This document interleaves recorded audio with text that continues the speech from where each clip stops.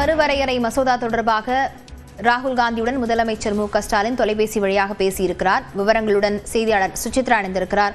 சுசித்ரா, விவரங்கள். தொகுதி மறுவரையறை மசோதாக்கள் தாக்கல் செய்யப்பட்டு தற்பொழுது விவாதம் மக்களவையில் தொடங்கியிருக்கும் நிலையில் அந்த மசோதாக்களுக்கு எதிரான ஒரு போராட்டத்தை நாடாளுமன்றத்தில் ராகுல் காந்தி வழிநடத்த வேண்டும் எனவும் அதை தீவிரப்படுத்த வேண்டும் என்ற ஒரு கருத்தை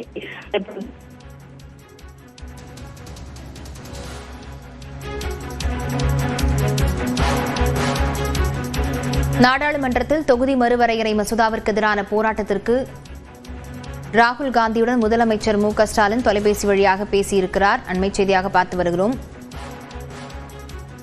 தொகுதி மறுவரையறை மசோதாவிற்கு எதிரான போராட்டத்தை ராகுல் காந்தி வழிநடத்த வேண்டும் என முதலமைச்சர் தொலைபேசி வாயிலாக கோரிக்கை வைத்திருக்கிறார். தொகுதி மறுவரையறை தொடர்பாக ராகுல் காந்தியுடன் முதலமைச்சர் மு.க.ஸ்டாலின் தொலைபேசி வாயிலாக பேசியிருக்கிறார். அண்மைச் செய்தியாக பார்த்து வருகிறோம்.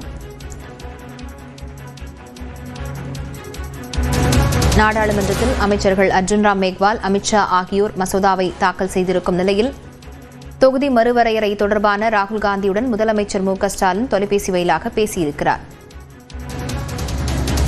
தொகுதி மறுவரையறை மசோதாவிற்கு எதிரான போராட்டத்தை ராகுல் காந்தி நாடாளுமன்றத்தில் வழிநடத்த வேண்டும் எனவும் முதலமைச்சர் அப்போது வலியுறுத்தியிருக்கிறார்.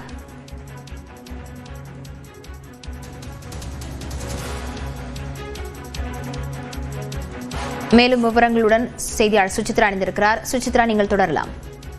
தொகுதி மறுசீரமைப்பு தொடர்பான மசோதாக்கள் மீதான விவாதம் மக்களவையில் தொடங்கி நடைபெற்று வரும் நிலையில் எதிர்க்கட்சித் தலைவர் ராகுல் காந்தியோடு தமிழ்நாடு முதல்வர் மு.க.ஸ்டாலின் தற்பொழுது தொலைபேசி மூலமாக பேசியுள்ளார். குறிப்பாக தமிழ்நாட்டில் இன்று மேற்கொள்ளப்பட்டு வரும் அந்த தொகுதி மறுவரையறைக்கு எதிரான அந்த ஒரு போராட்டங்கள் தொடர்பான பல்வேறு கருத்துக்களையும், அது மட்டுமல்லாமல் நாடாளுமன்றத்தில் இந்த போராட்டத்தை வலுப்படுத்த வேண்டும், அதனை ராகுல் காந்தி வழிநடத்த வேண்டும் என்ற ஒரு கோரிக்கையும் அவர் முன்வைத்துள்ளதாக கூறப்படுகிறது. குறிப்பாக நாடாளுமன்றத்தில் திமுக எம்பிக்கள் முழு ஆதரவையும், குறிப்பாக அதாவது தொகுதி மறுவரையறைக்கு மசோதாக்களுக்கு எதிரான ஒரு போராட்டத்தில் திமுக முழுமையான ஆதரவை வழங்கும் எனவும் எம்பிக்கள் அனைவருமே முழு ஆதரவையும் அவர்கள் அளிப்பார்கள் என்ற ஒரு கருத்தையும் அவர் ராகுல் காந்தியிடம் தொலைபேசி மூலமாக பேசும் பொழுது தெரிவித்திருக்கிறார். குறிப்பாக அரசு பிரிவுக்கு எதிராக கொண்டு வரப்படும் இந்த ஒரு சட்ட திருத்தம் என்பது முழுமையாக குறிப்பாக தென்னிந்திய மாநிலங்களை முற்றிலுமாக பாதிக்கப்படுகிறது, பிரதிநிதித்துவத்தை முற்றிலுமாக தகர்க்கிறது என்ற ஒரு கருத்தையும் அவர் தெரிவித்துள்ளது முக்கியமாக பார்க்கப்படுகிறது. ஏற்கனவே பிரதமருக்கு பல்வேறு முறை